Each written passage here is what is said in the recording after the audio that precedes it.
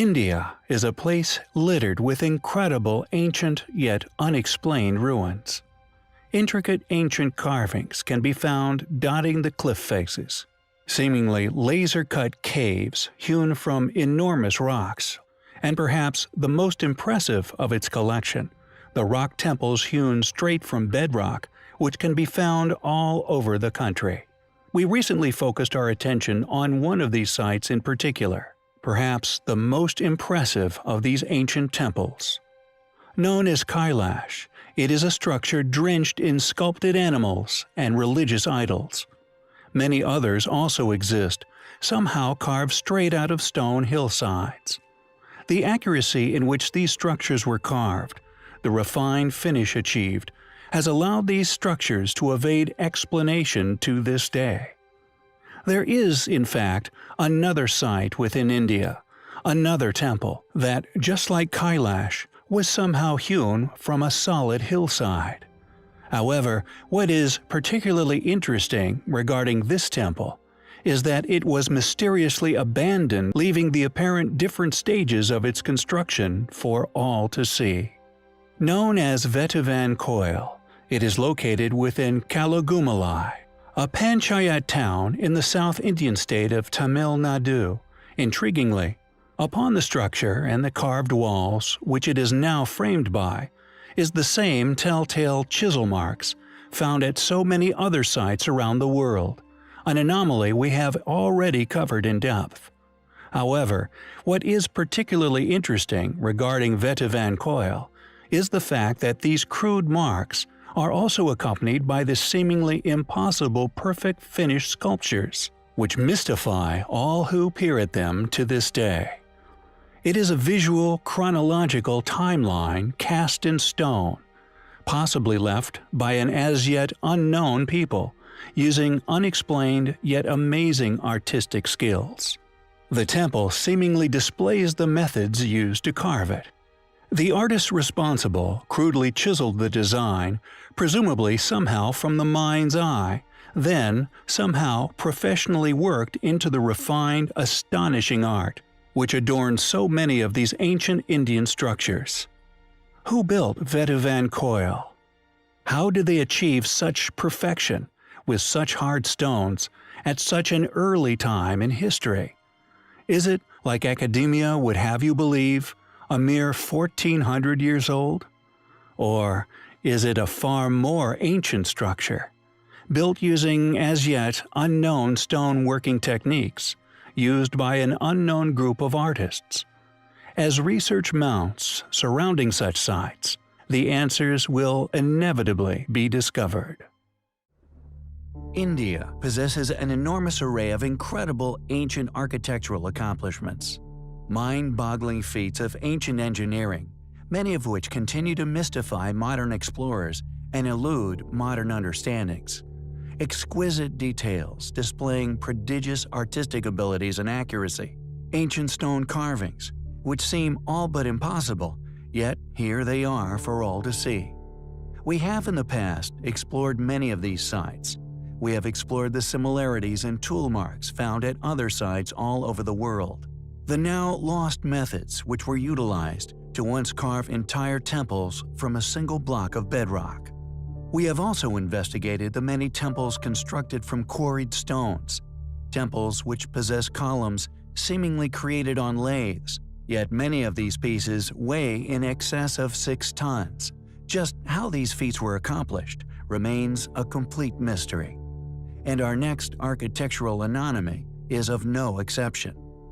According to mainstream academics, Virabhadra Temple was built by the brothers Varana and Virupana, which were governors under the Vijayaranga Empire during the reign of King Achyutaraya within the 16th century.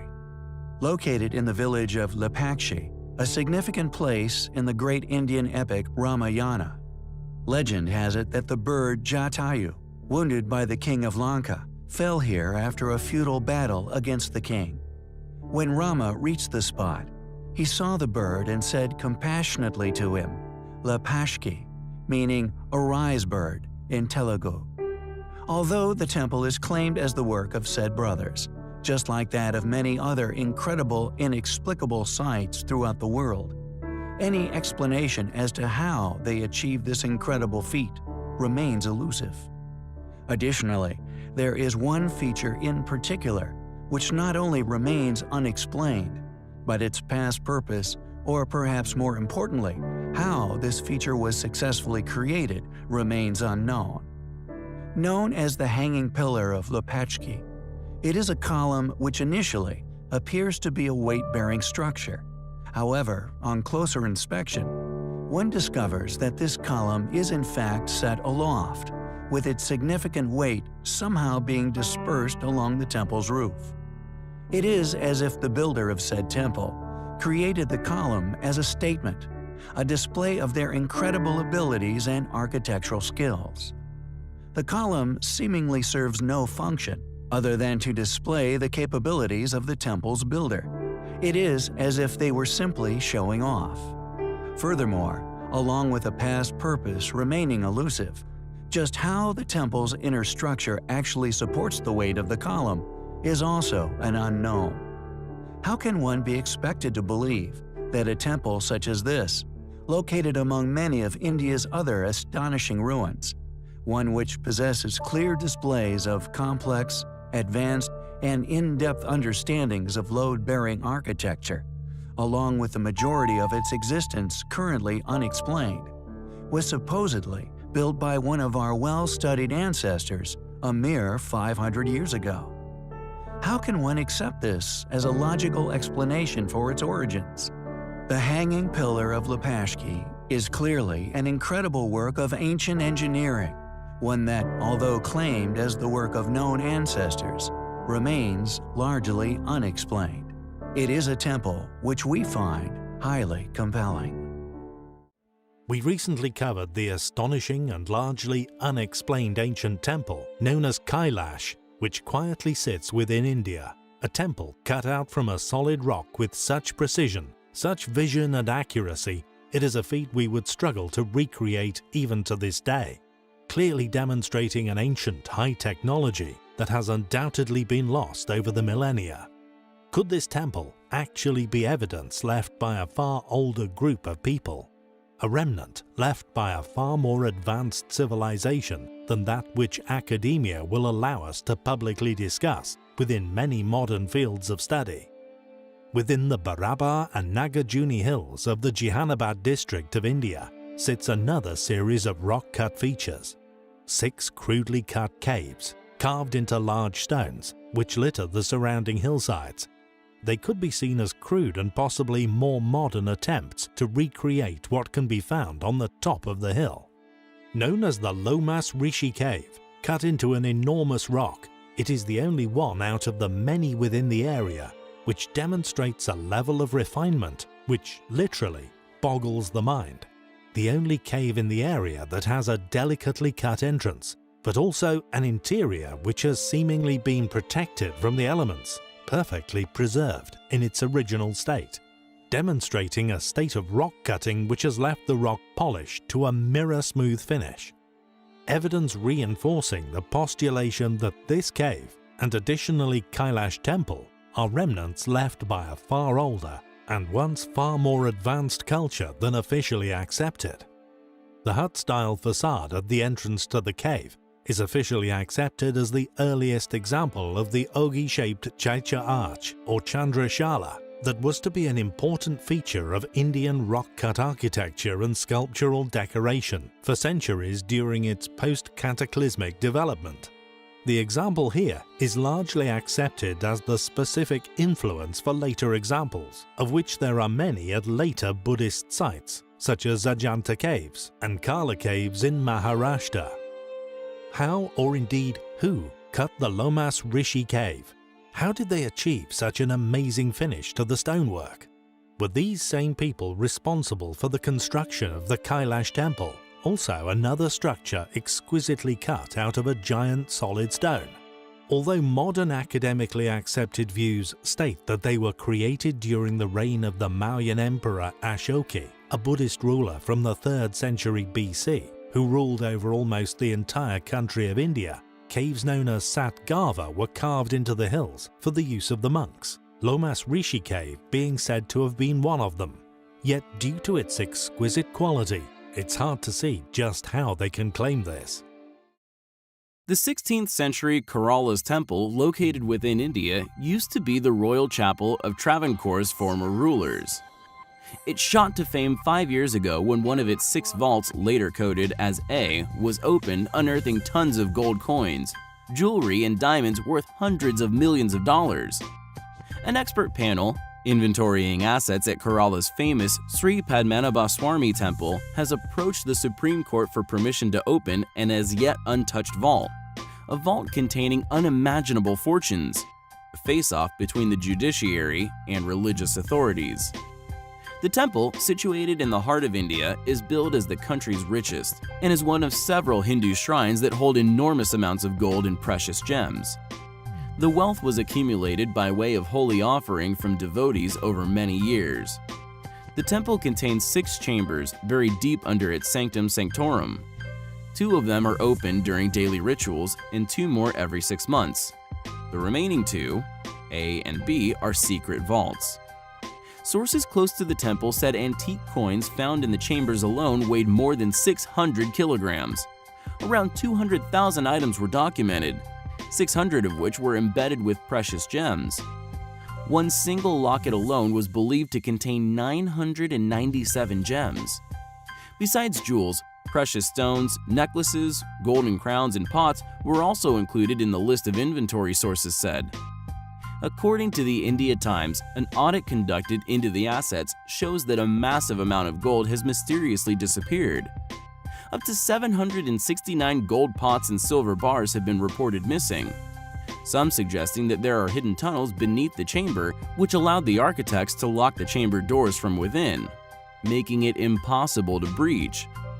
This secret tunnel seems to have led to many years of plundering the treasure trove without anyone noticing.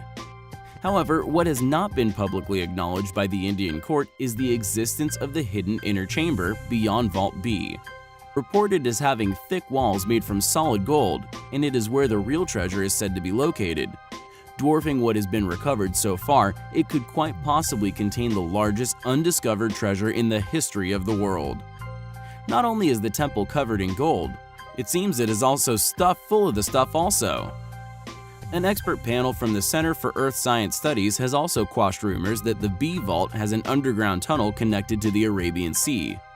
The team led by Dr. Ajay Kumar Verma detected small cavities and drains around cellars that they found insignificant. Chamber B is not part of the temple's official treasury. The holy chamber houses idols of gods and many other valuables meant to enhance the potency of the principal deity. Also found was a pure golden throne adorned with hundreds of diamonds and fully precious stones, meant for the seating of a past giant that has been estimated around 18 feet in height. In addition, many other large, sometimes giant, and very old solid gold crowns were found, all studded with diamonds and other precious stones. The valuables are believed to have been accumulated in the temple's vaults over several thousand years, having been donated to the gods by various dynasties and kings. We will keep you posted on what they find in Vault B. A few months ago, we did a video regarding an enigmatic mountain, which rests within modern-day Tibet. We touched upon the amazing legends, speaking of the mountain actually being that of an ancient man-made pyramid, which, according to such legends, is placed at the center of the universe. They spoke of a mysterious giant eye placed upon the top of the mountain, an eye which, according to said legends, will reveal itself when the ice and snow within the area melts away. Akin to a story containing the Eye of Mordor, yet hopefully not as malevolent. Although Mount Kailash can be found within modern-day Tibet, its location is very close to the borders of India, a place which few know possesses one of, if not the most amazing ancient structure to have ever been discovered or indeed built upon our planet. A structure which dwarfs the Great Pyramids, and indeed the Great Sphinx with artistic wonder. Actually known as the Kailash Temple, it is an exquisitely cut series of supposed praying temples and other communal buildings which was, many thousands of years ago, carved straight out of an enormous horseshoe-shaped rock, resting within a hillside.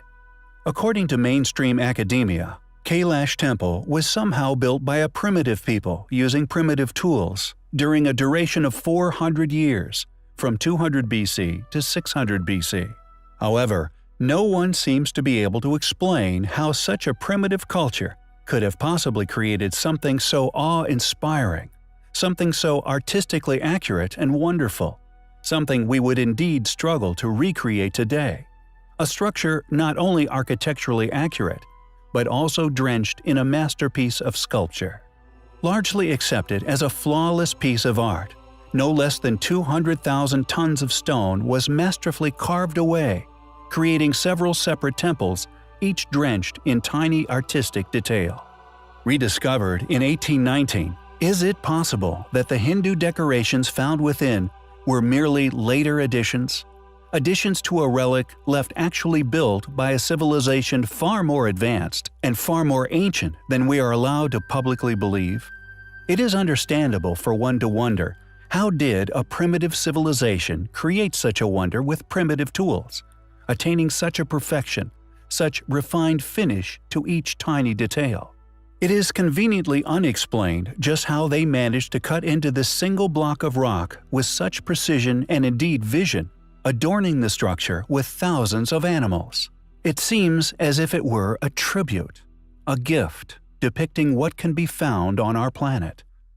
Is Mount Kailash, as legends say, really the center of the universe? Is this mind-bogglingly detailed, most intricately built ancient temple by a long way actually a tribute to this fact? Made up of temples which are all now perceived to be shared between three faiths, Buddhist, Hindu, and Jain. Are these multiple faiths further evidence of a re-inhabitation rather than a construction? The 200,000 tons of rock, for example, is nowhere to be found. And, as previously covered in the Kailash video, the same is seen with the apparent enormous excavation found around the base of Mount Kailash itself. Compelling evidence for manipulation of the landscape, giving credence to the legends of it being, in fact, an enormous pyramid. Regardless of this, the fact that the temple carries the same name as this mysterious and still unclimbed mountain within Tibet, we find highly compelling.